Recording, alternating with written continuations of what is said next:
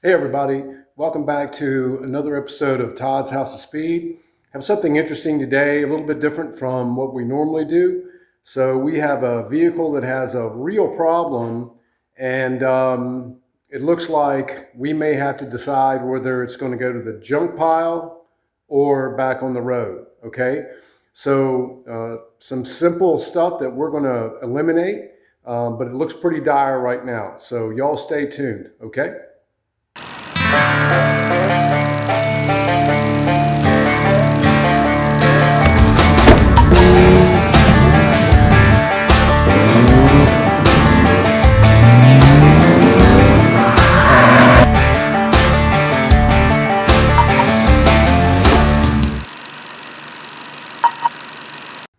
All right, so let's walk outside here. I'm going to flip this around. And this is what we got to work on. So we'll check this out. Let's see, let me do a little bit. It's parked on the hill, that's why it looks like that. So I think this thing is an 06. Anyway, it's a Ford Taurus. So for some reason I think it's an 06. This thing's in really bad shape. Let's see if we can look. 05 of 05. Okay, I wasn't too far off. Okay. All right, got the key in, and it's got kind of a, I don't know if y'all can see, there's a kill switch underneath there. It's like an anti-theft. All right, keys in. It's dead. What happened? Believe it or not, I went to start it and it had the battery was dead. I'm like, what's going on now? Because this thing's got a bunch of problems. So it's my bad. I had left the parking lights on. It's kind of a dreary day here, and anyway, whatever. So I jump started it. It's running now. So let me show you what it's doing. So the check engine light was on. So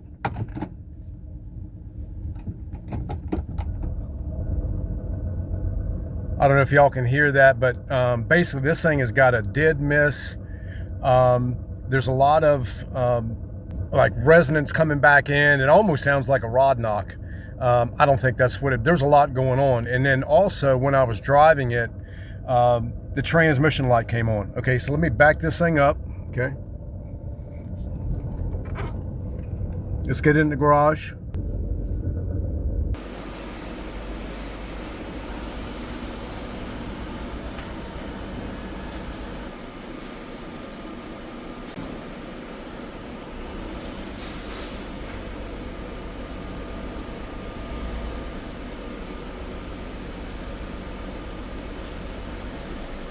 All right, so I've got it inside the bay, and I put it up on race ramps, and I'll explain why I did that. I want to have a peek underneath, but let me just show you what's going on. So I'm going to reach in here and put the parking brake on, put it in gear.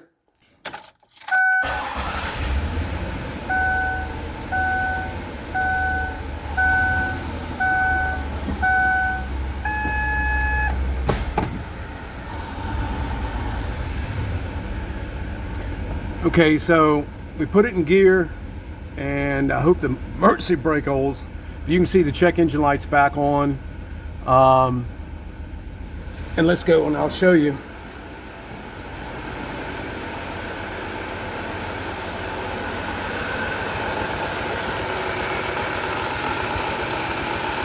So it's kind of hard. I don't know if you can, like, it's really twitching. Kind of hard to see it on video, but basically this thing has got a dead miss and a few other things going on. So we're going to get to take this thing and take a look and see what's going on. Okay. All right. So what we have here, this is our board today. It's an 05. I initially said it was an 06. Anyway, 5 of 05. So it's a Ford Taurus. You can see V6 auto. So the problems are, you can see it's got a dead hole. A miss. We don't know what's going on, but it's for sure only running on 5 cylinders. I'm not sure that really translated well inside the car through the camera, but anyway, that's what it is. Just kind of wanted to show you maybe the camera picked up and some of the sound, I don't know, but it was important to show you that, okay?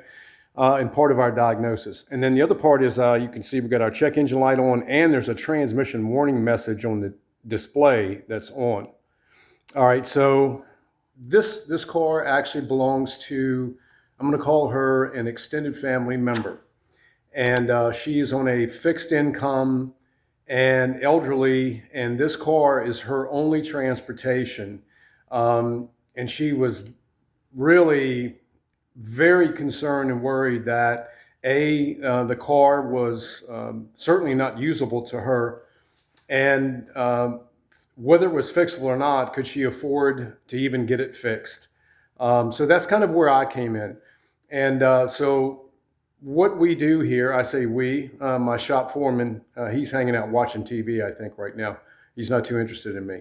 But what we do here, I say we, my wife and I in our hot rod shop. This is Todd's House of Speed. I mean, it's a real deal. The business has to support itself, and that's also part of why I have a YouTube channel, and hopefully it supports itself.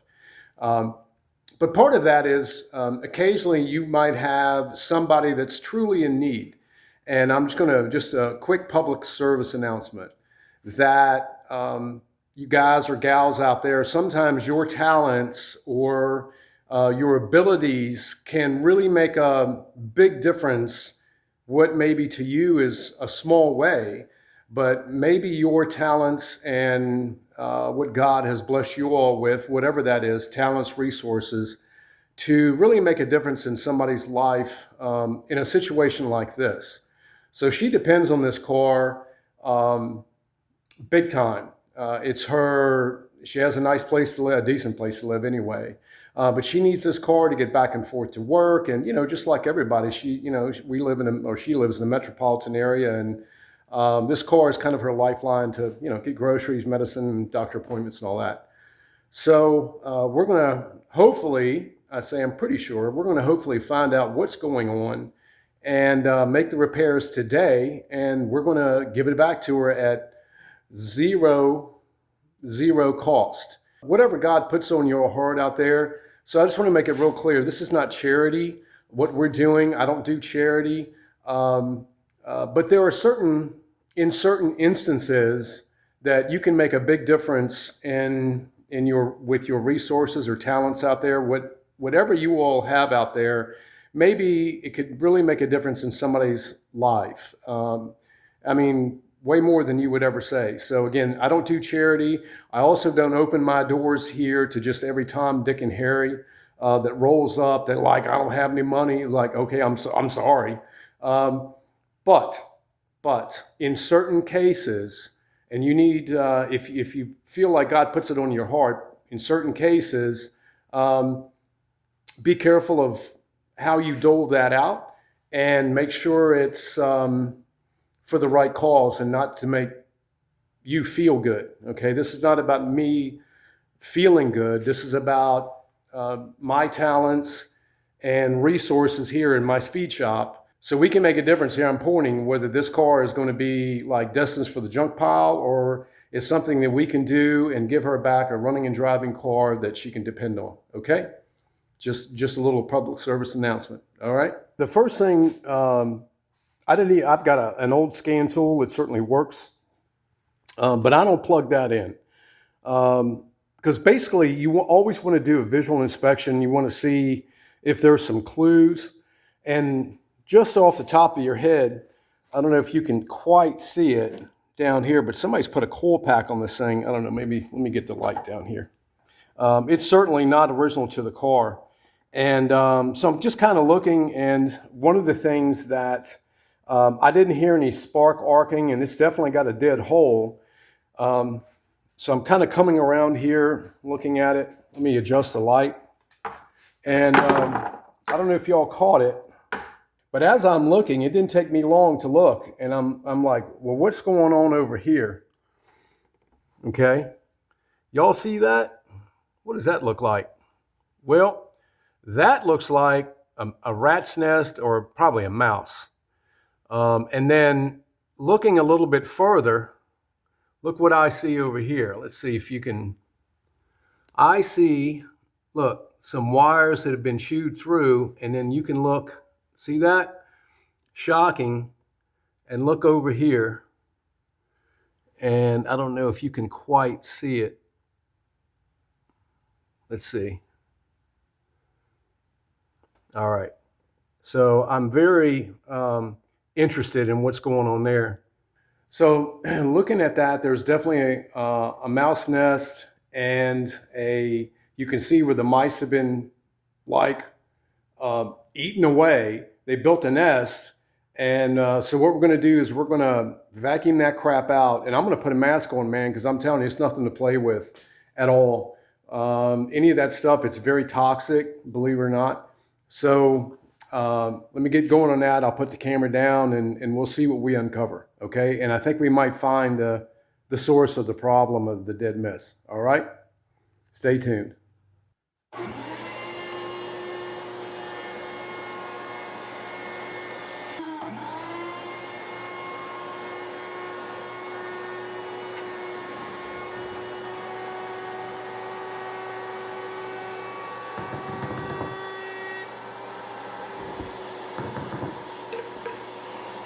All right, so let me show you all something here.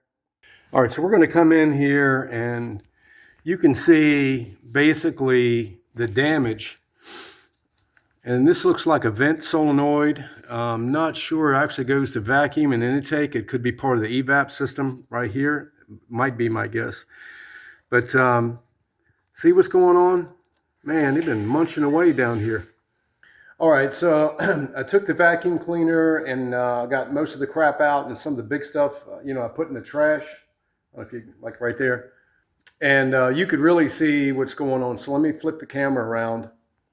All right, so we're kind of moving in, and I don't know if you all can see, it's kind of a shadow a little bit. But what I'm pointing to here is on the front bank. This is actually the wiring for the fuel injector. Let's see, I'm kind of like holding, and you can see the other wire. So there's basically power and ground.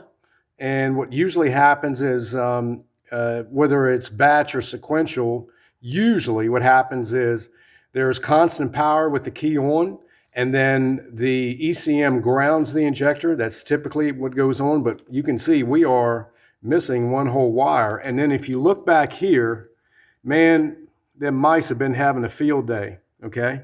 You see that? Look at that. A lot going on. So what I'm going to do is, it's pretty cut up. So I'm going to repair the wiring, and that one is like right down at the nub of the connector. So I'm going to have to get creative how that's going to work out. But I have some spare wiring. Let me show you. All right, y'all see that? That's my newly organized box of wires. And if y'all can see, this is pretty much maybe not the most, so I know where everything is. But basically, I've got all different types of gauges and colors, and this is kind of how I roll. I'm sure at some point I'd like to maybe make it a little more organized, but we're going to use this to fix that, okay? So I'm going to get some camera set up and kind of so y'all can see what's going on. So what we're going to do is we're going to, I say we, I don't know who, my shop foreman is here hanging out, but it's me. But what I'm going to do is, I'm not too worried about the transmission issue right now. This does have a lockup converter, and it is either somewhat or partially electronically controlled, I believe.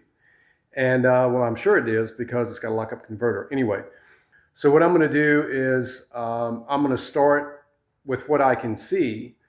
The wiring has been chewed through where the nest was, and I'm going to repair it piece by piece and probably do a time lapse for y'all. So, because this is going to take a little while, and we're going to use some of the spare wiring, and we're going to see if we can get that injector, get that circuit back up, and that vent solenoid, and a few other things that's damaged in there. Okay, so stay tuned.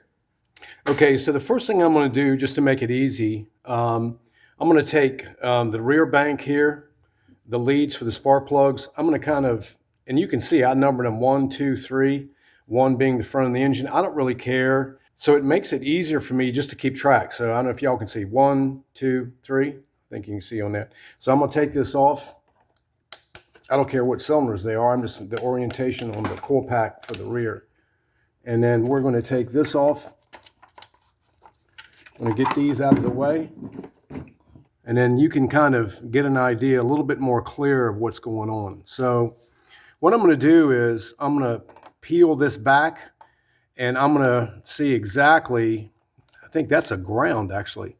I believe a ground that, yeah, it is. And this is, I don't know what this is specifically, but it must be not necessarily a module, but well, I'm not sure what it is, but it certainly goes to grounds. So what we're going to do is we're going to hook it all back up. Okay, it's not important necessarily we understand what it does, but we know it's like chewed up, so it's not too happy. All right, so I'm going to set the camera up, the spark plug wires out of the way, roll back, and I might hit this with a little bit of air, just hit it one more time. I'd already gotten most of this stuff out, okay? I'm going to use this, put this over, a little bit of just protection for stuff stabbing me in the chest, and we're going to see exactly what's going on. We're going to do a little surgery here, and let's see, we're going to see, hopefully the light's good for you all. So we're going to cut this covering back.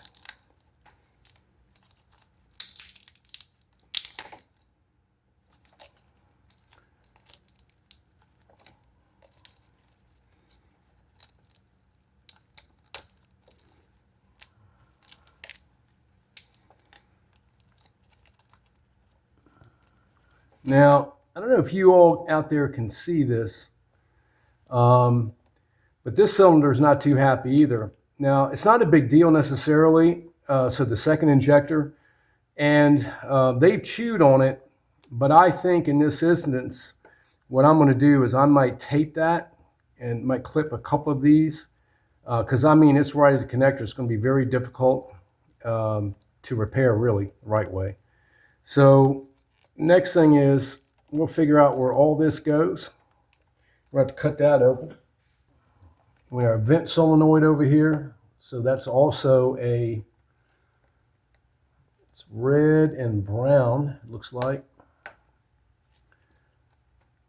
Is it red and brown or red and red? It looks like it comes down almost into one. Is that even that? It can't be right. Well, anyway, whatever it is, we're going to figure it out. So I don't know if you all can see that. No, I see the other right here. Just kind of, so it looks like it's a red, if y'all can pick that up, and then it looked like red with a brown, like marker on it. Anyway, we're going to put this to the side. So what we want to do is we're just kind of basically surgically, I say surgically, we're going to figure out what's going on here, what's been bitten through. And so we're going to carefully slice, because we don't want to basically cut the wires any worse than they are and make more work for us ourselves. All right, so we're going to take this off here, take our injector. You can see the crap on it. I think the tab just fell out. Yeah, it did. Okay, it's not the end of the world. Look at that. That thing is like right down to the nub. It's going to be very challenging. That's all right.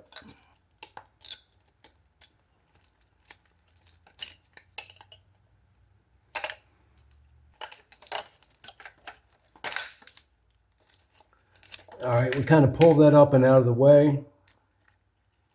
Again, it's like being real careful here.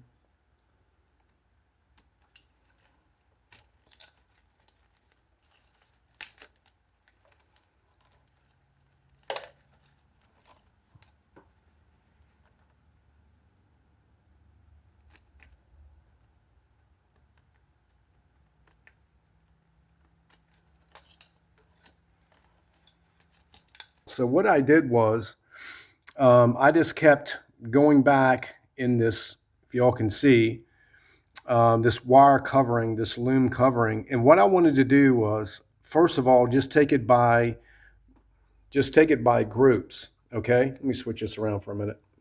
So what I want to do is, and what I actually did was, don't be overwhelmed. I mean, if it's 2 wires or 20, if you run into something like this, just take it slow. And like a surgeon, if you will, start from the damaged area, which is what I did, and just, get the loom off and the melted tape and all that, and just kind of start working, backwards. And that's what I did. And what I wanted to do is I wanted to check the grouping, basically get the groups of wires, what went to what, and basically repair. And maybe there was more damage, so you don't know. But it's real easy. You just, don't feel overwhelmed. Just take it a step at a time, and I'll show you again what I did, okay? So this goes to our coil pack, okay? As I said, strip this back. This actually is our injector. And I mean, that thing is like right at the edge. So that's going to be really challenging. I have tools to get that piece out, but I don't have it with me today. So, and that's okay. I'm not sure what I'm going to do with that yet. So we have, let's go down here. So this is our number 2 cylinder on this, the front bank. You can see the injector. And the wiring is damaged, but I think we're going to be okay. So what I want to do is I want to basically take from the easiest stuff to repair and, of course, to get to first. And I'm probably just going to wrap this. I'm going to look at it a little bit closer before I pull that out. And then this group here, this group goes to the vent solenoid, and one of the red wires actually goes to that little module that's grounded over there. And I don't know if you can see, but it's kind of hard to pick up, but there's actually red insulation. And the gauge of the wiring is bigger. So that's this. And we're just kind of going to take it one by one. So just stick with me, all right? Also, what I did was, since I'm a dummy, I ran the battery down. I put my little battery charger on it that I've had for like 50 years. And so I got the battery just basically on a 6 amp charge right now. And while I'm working on it, just a tip for y'all. All right. So if y'all can see, what I'm going to do is, since this wire is so close to this injector, so this is the number 2 cylinder on this bank, is off camera, I took the wire, the actual strands, and kind of put them back. And so they're touching each other. And then what I'm going to do is I'm going to take a little bit of solder, and I'm going to basically flow it over and try to make that connection, because I don't want to just tape it. I'm afraid there's whatever amps it's pulling, I want to make sure that there's I don't create a problem by not connecting the strands. So I've got them facing up. I've got some really small diameter I'm flowing in there. So basically what I want to do is I want to flow that and connect the strands. I think that's going to be the quickest way. And, basically carry the amperage. That might not be the most professional way, but in what we're doing here, it's going to serve it.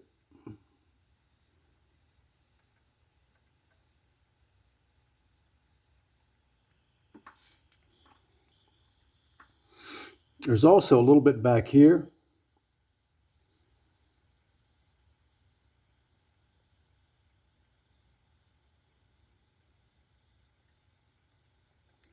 Okay, you can see right there? So what I did was I flowed some solder to basically connect all the strands so it'll carry the amperage. The wire carried even though it was damaged, this should be good. Well, I know it will be, because basically it'll connect all the strands so it will flow the amperage. Does that make sense? And then I did a little bit back here. There was a bend where a little bit was sticking through. So now the next thing I'm going to do is let it cool off, and I'm going to wrap some tape around it to protect it, okay? One down. All right, so let me kind of get these out the way. So if you all can see, so basically I was able to flow the solder on there, and I wrapped it with electrical tape. And then, of course, like down here, the tab that holds the connector onto the fuel injector, of course it broke off because this is an old car and the plastic's brittle. Probably his connector's never been off. So I used a zip tie and I just kind of went around. I went through where the tab was and looped it through, and basically just enough tension so it doesn't wiggle off. Okay, so we're still able to use it. Here's the next thing. So this was the rear cylinder, and this was the one that's completely chewed through. And this is going to be really challenging because I don't have this pin. That's a really small female. I don't have anything like that. And then you can see the male. So there's power in with the key on, and the ECM controls the ground, pulses it, dwells it, and yeah, there's not much there. So these connectors are unique, obviously. And so I think what I'm going to try to do is pull the green that basically the rubber is what it is. It's weatherproof, weather pack, and see if I can get enough wire there where I can, and maybe cut this back. I don't know. I'm not sure yet. Cut this plastic back a little bit to expose the wire enough so I can splice this, put a splice into here.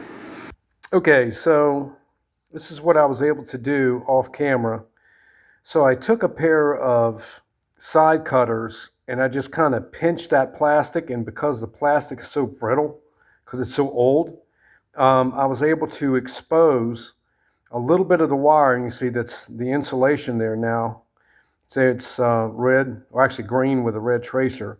So that was actually pretty easy. So I'm going to say a prayer that I can cut that insulation around it and pull it out, and there's enough wire there. It looks like it is, where I can solder another piece on. I went ahead and cut it out of the harness. Where are we? Here we go.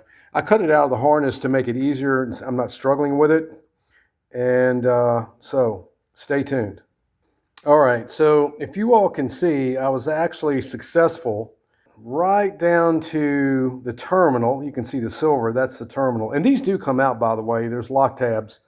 I would have to do this pretty much either way, because I'm afraid that, man, this plastic connector is so fragile. I would be scared of tripping the little piece that holds it in, the terminal. Anyway, so I was able to get it out. There's a little bit of crap on the end there, but there's enough good cable. You see that, the wire strand?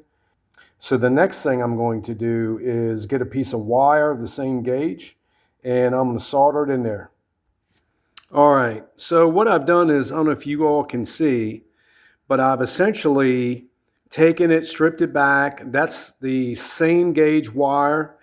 So I took the two pieces, put them end to end, kind of intertwined them.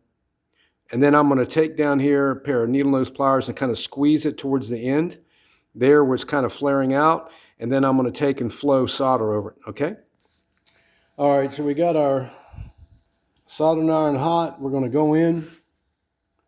Hopefully this looks good. You can pick it up on camera. So can you all see that? I think that took. Let me roll it over. Yeah, look at that.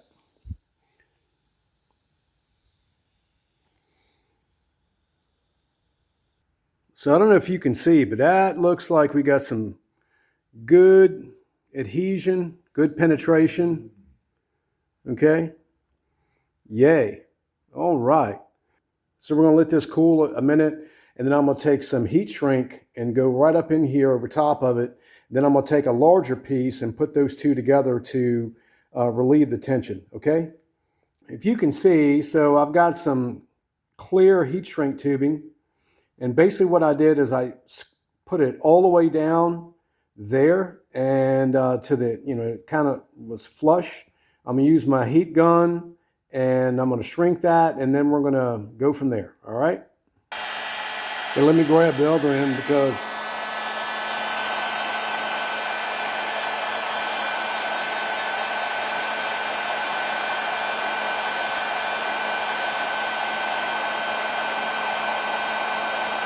I don't have the greatest lighting, but let's just check it out.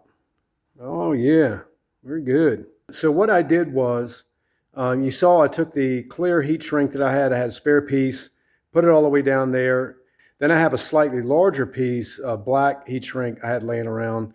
And I'm gonna take this, I'm gonna shrink that. And the idea is this will give support to this wire and terminal so it's not flopping around and there's tension on it, that basically it'll support it, okay? So let's get it going.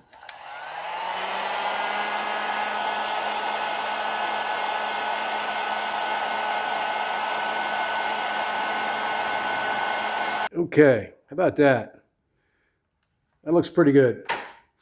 So that way this whole wire is supported by the other wire that's fixed. Does that make sense? And then what we're going to do is we'll probably use butt connectors to put this back together, put this back in the harness. And so I'll get that set up, okay? All right, so what I decided to do, because these wires, it's a really short run to the connector. So I think what I'm going to do is, and it's really close quarters in here, so instead of using a butt connector, I basically applied the same principle where I'm sticking both ends kind of together, intertwining them. Then you can see I flowed solder onto it. I'm going to flip this over and hit the other side, and then I've already installed the heat shrink, and I think that's going to serve better and be less bulky, okay? All right, y'all. So I repaired the fuel injector harness here, and then I put a zip tie here because the tab broke. And also, if you look over here, I put a teeny tiny zip tie on the wire so it would take the strain off. So it would take the strain off here, and it's just not constantly pulling. There's a little bit of a loop. I did pull on this a little bit. I was really afraid of, because this car is so old, that there wasn't much length in here, and I was afraid that I would actually break something, believe it or not, pull something apart. So it has more slack here than it looks like. So that was basically, so the strain is here behind the repair. And then, so the next thing to do is we're going to take this, and I'm going to probably, well I'm going to eliminate this connector. I don't really care about this connector. And then we're going to find our wire, this one, I believe, because the other two is in a pair. You see that? It goes up to the vent solenoid. So I'm kind of working my way up. So we got the damaged wire and connector. We got that all back together. So now we're going to basically splice this in, you know, just taking one group at a time. I'm going to probably skin this back here a little bit, get this crap off, where this is just old tape that's melted from the heat of the engine. Okay, so that's next. Got our solder float on, we got a good connection. We'll give that, and it really penetrated, so it looks, it's around the other side. It probably doesn't look like it, but it is. And so we're going to slide our, give that a minute to cool. We'll slide the heat shrink over top and hit it with a heat gun. You can see I have some wire covering here. I know there's two different styles. I mean, this is not a street rod. We just need some extra protection in the harness, you know, in case the mice get back up in here again. So this is all stuff that I have saved. I have rolls of it, you know, left over from projects. So wrap that up and got that spliced in.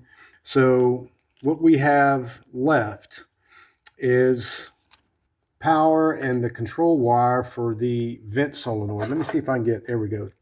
So we're kind of in the same situation where maybe not quite as bad, but so I have to get this, and this is kind of melted on. So I need to get this tape off. I'll probably heat it a little bit, separate these two wires. Looks like there's enough to, you know, go there with, you know, really no strain on the harness. So, all right. So what we'll do is, I don't know why I say we, because I'm the only one anyway. Whatever, so it's usually my shop foreman. He's watching, I'm doing all the work. I don't know where the we is. Anyway, he'd make a good administrator. So I'm going to fix this, and I'll show you what it is. Basically the same approach. And then I'm going to start looking around. I kind of did behind the scenes, to kind of speed this up, not to drag it out too much, where I did kind of a cursory look around the transmission and some of the other wiring. I didn't see any damage, but once I get, this is the obvious. So once I get this done, then we'll start looking. I'll take y'all on a little bit of a journey, and we'll double check before we go any further. All right. But right now, this is the obvious stuff, and we need to get it fixed. All right. All right. So we got a solder on there. Basically good adhesion and a good soak, and it's all the way through. Let it cool for a moment and then put our heat shrink back up and get that heated.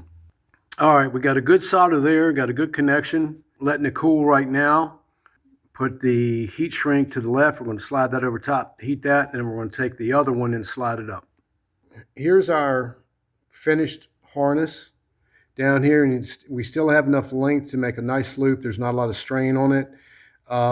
Down here, I still have some of the heat shrink to protect where it was kind of gnawed through, but just the insulation. And then I just use good electrical tape, 3M. That's what I use. But it looks like we're good to go. So what we're going to do now is we're going to plug our coil pack back in, just kind of look at everything for a minute, and then we're going to do just kind of look around and make sure that nothing else is chewed on, okay? Let's tuck our plug wires back down in here. Well, these are aftermarket wires, and they kind of like, basically, all right, because it's got to be able to get to the cap, okay? Okay, so I think we might be good to go. So I'm going to I'm going to go ahead and pull my disconnect my scan tool. We'll crack the door in the garage, and we're going to start it. And I'll wait. So when I get back into the car, so y'all are with me, so we'll see if it runs smooth or not. Okay, and see if we have success. Key is on. Let's see, the little safety switch. Somebody did that.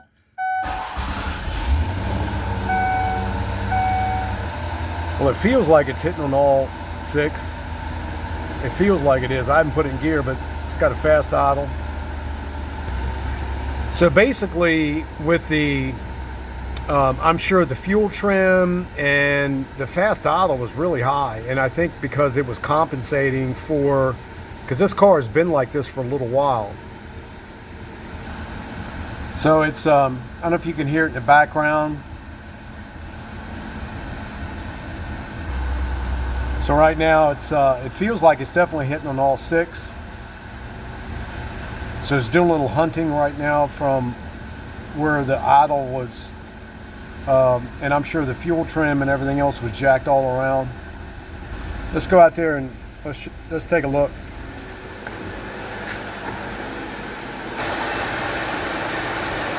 Feels like it's hitting on all. Sounds like it's a little happier. Let's go back at the exhaust. So I don't know if y'all can hear, but it's very smooth. So I'm just kind of letting it warm up here a little bit. All right, let me put it in gear. Yeah, it definitely feels good. It's not missing. All right, so we might have success. I did a little more looking. Looked underneath the car. I didn't see anything, off camera. I didn't see anything going on. So it's still idling a little bit fast right now. It'll do a little hunting till it kind of finds its way. And then what I'll do is I'm going to check the car over just a little bit more, and I'm going to check the air in the tires, because she doesn't do that, and there's nobody that does it for her really. So I'm just going to give the car a once over, and I think what we'll do is we'll go for a ride. Okay, we're going to just kind of road test it, make sure this thing is okay. So I noticed that the shifter was like way off, like it was in drive, but the shifter the indicator was like in second. So while I'm here, it's no big deal. Cut the car off and loosened that nut, loosened the adjusting nut. You can see the slot, and that's the cable that goes to your shifter on the column. And the adjustment was like 3/4 of an inch off, or maybe easily a ½ inch anyway. So I left it in park, loosened it up, and just put the shifter where it needed to be, and now it's like, well, look. So see where it is, park, reverse, neutral, drive. So before, when the vehicle's in drive, it was like way down here, okay? The indicator was, so it was just misadjusted. It's no big deal. I just thought I'd adjust it for it. All right, sounds pretty good. All right, so sun is set. It's evening. Getting ready to pull out on the road here, and we'll drive it. Oh yeah.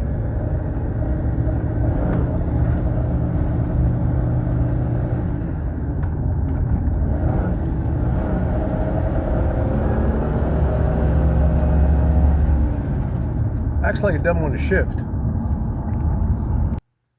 All right, everybody, so it's another day. I took the car out last night, and I'd spent pretty much all afternoon and early evening on the car.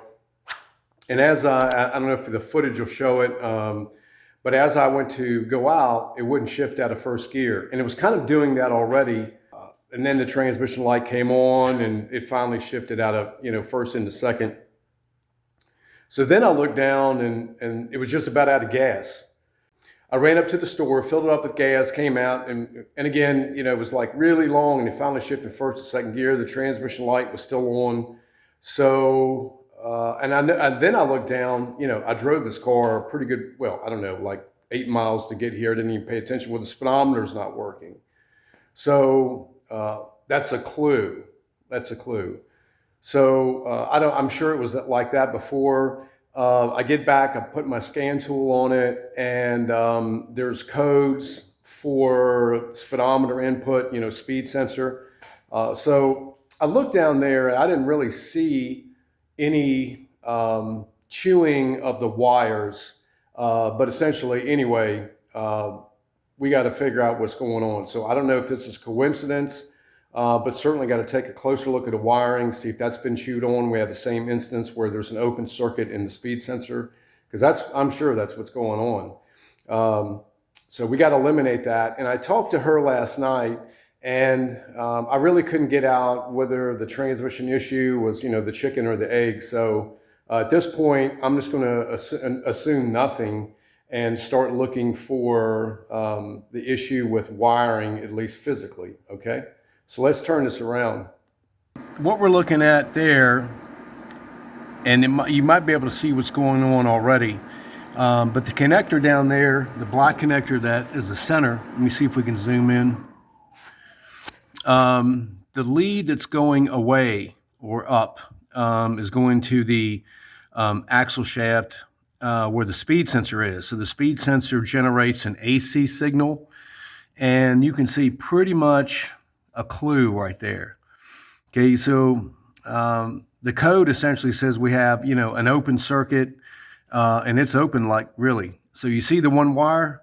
Now look what's almost right next to it. Looks like some mouse had a little bit of party going on right there. I don't know if you can see it. So the challenge is there's not enough length, or not a lot of length there to basically, I'm gonna have to figure out which wire is which on the other side of the connector, and then essentially splice that in, repair that. I may have to eliminate the connector, but that's what's wrong, folks. Simple what's wrong, but how to fix it, well, getting to it correctly, because there's not a lot of lead back here. I'm gonna have to see if I can, I think the loom is anchored back here, so I'm gonna have to get some more lead to essentially, to basically get some more wire length over. That's my, like this way, so I can essentially get them together and maybe eliminate that connector totally. That's what we need to do. All right, so this is what I came up with. So basically, here's the connector here that's down just above the transmission.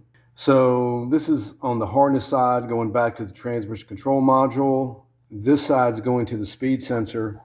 I don't know if y'all can pick it up. A blue wire and a gray wire, at least on that end. And of course on this end, two completely different color wires. Okay, so it's really difficult to get down there. I mean, you can see it, but there's not a lot of room to move around at all. So I was able to take the speed sensor wire and pull it down underneath the car beside the transmission, and there was just enough length. And don't you know that the blue wire was actually broken? So if I'd only just spliced the one instead of looking at it more closely, I still wouldn't have fixed it, okay? So basically I took this connector, okay, let's go back.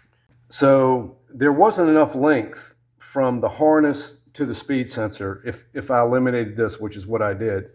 So I took and just made up my own patch harness. I've already put the ends on, it's blue and gray. And then basically keeping this, I'll be able to orient what's going on. Of the two, getting to the speed sensor in the transmission is more difficult. So what I'm going to do is I'm going to attach it there underneath the car first and then feed it back through. And then also you can see I took the butt connectors and I took a little bit off the ends here so it's not so bulky, the heat shrink. Okay, I just cut it back so yeah, you can see it's just not so bulky to work with. But I've got this patch harness made up. I'm going to go underneath the car, basically put blue to blue, gray to gray, and then we'll figure out what that looks like here. It's only two wires.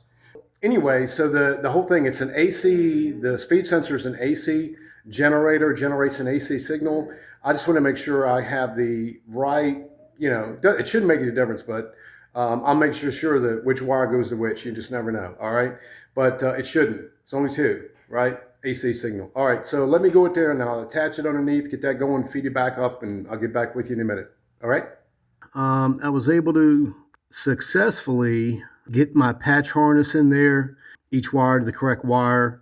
I mean, there's only two, right? But man, it looks, I mean, you can see it, but getting your tools down there and getting it stripped, man, it was like an act of Congress in my patience a little bit. So that's okay. We got it done, and we got good connections both in. The heat shrink, you can see, is like melted or heated, so it shrank on. So I'm going to see if I can get a length of wire loom. I should have some in my stash. Put that over the repair, use zip tie, and then hopefully it's fixed. We'll see. But man, this has been a real chore. But I think home stretch is in sight. And there's our finished repair. I think it looks pretty good. It's safe. Got a wire tied down there on the dipstick holder. I'm going to put the shift linkage back on and reassemble it and go from there. Okay.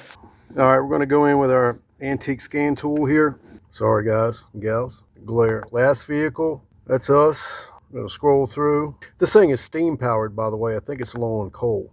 All right, main menu, trans, let's go up. Codes menu, memory codes, and of course output speed sensor, all that. OBD2 system checks incomplete, of course, because it's not working right. So we're gonna clear those. See that? Gonna go down, continue, continue. All right, exit, we're gonna back out, and we're gonna go to engine. Codes menu, memory codes. All right, system checks incomplete. Just go back. Of course it is because we've cleared the codes. Just make sure, clear it, continue. So let's go back. We're just gonna keep going back, and that's it. We're gonna turn it off.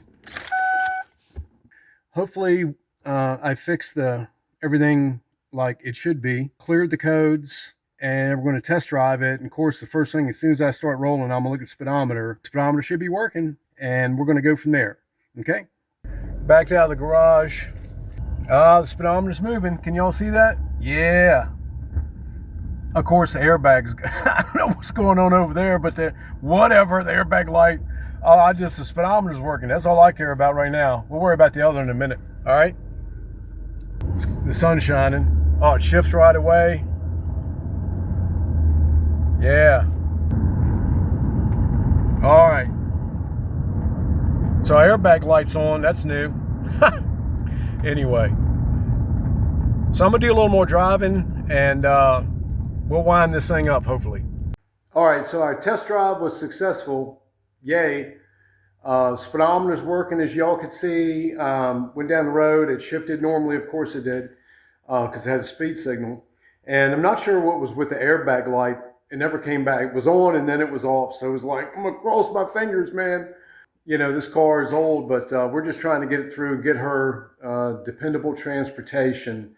So in the off camera, I topped all the fluids off, checked everything, put air in the tires were low, and pretty much just make sure I give it back to her a lot better than when I picked it up. We're going to take it back to her, and it's been quite the long weekend, I'll tell you. This is a Sunday afternoon, but it's okay.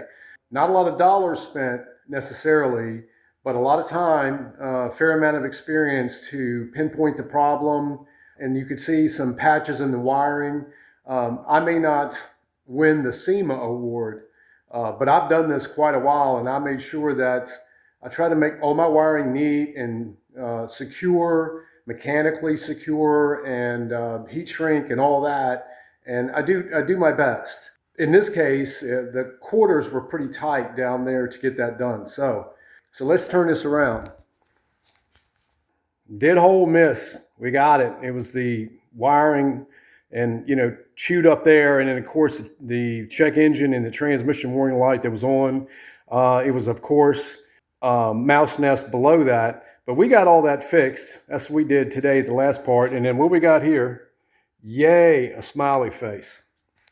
Just real quick, y'all. So one more thing I wanted to say before I kind of sign off is I'm going to show you, speaking of mice, I'm going to show you that is probably one of the biggest threats, hot rod, vintage car, even your everyday drivers. And this car sits outside, but it sits beside the woods. And I'm going to show you exactly probably one of the biggest threats that a lot of people forget about, whether the car is inside or outside. Okay, you ready? Let me show you this. I don't know if y'all can see. There's a dead mouse or two in there. You see that? So I got this trap, and I'm going to tell you exactly, I'm going to show you what I'm going to do with it right now. Okay? See, that thing is like, see ya. Okay? All right, everybody. Thank you all for watching. I hope maybe there's some tips. There's some things that you could pick up where you can repair what's going on. I hope some of the things I showed you had relevance. And again, this car, if you had got in it, and even with a little bit of knowledge and the way it drove and the noise and everything, I mean, initially it sounded like the rod was knocking, but it was just a piece of the exhaust like clanging. But there's all kinds of sounds, and man, it could really freak you out if you kind of didn't know what was going on. So we got down to I say we, my shop foreman and me pretty much. So I got down to the bottom of it and just took it piece by piece. You know, not letting all of it just overwhelm, just basically just taking it piece by piece, repairing the most difficult first. Took it out, and of course, the speed sensor was already chewed through, whatever. So we addressed that today. And as a matter of fact, we're getting ready to take the car back to her right now so she can go to the grocery store. And but it runs good, drives good, you know, for what it is, shifts like it, you know, no check engine light, everything is great. So thank you all for watching. Thank you all for supporting my channel. Just really appreciate it. And if there's any suggestions you can make, please put it in the comment. And I have some other projects in the future. So give me some suggestions. I have some stuff already in the works for you all, problem solving, okay? So see ya.